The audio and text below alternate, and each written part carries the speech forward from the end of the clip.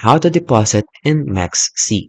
So for the web, go to the MEXC website, go to the top right navigation bar, and click Deposit and Deposit Crypto.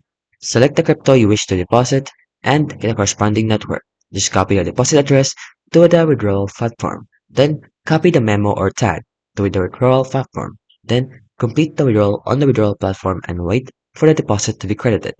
And for using the app, just go to the MEX app, tap on the wallets at the bottom, tap on deposit and deposit crypto. Select the crypto you wish to deposit and the corresponding network. Copy the deposit address to the withdrawal platform. Then copy the memo tag identifier to the withdrawal platform. And then complete the withdrawal on the withdrawal platform and wait for the deposit to be credited.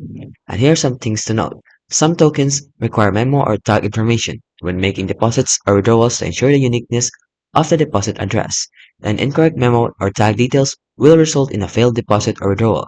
So for more information, just go to the website directly.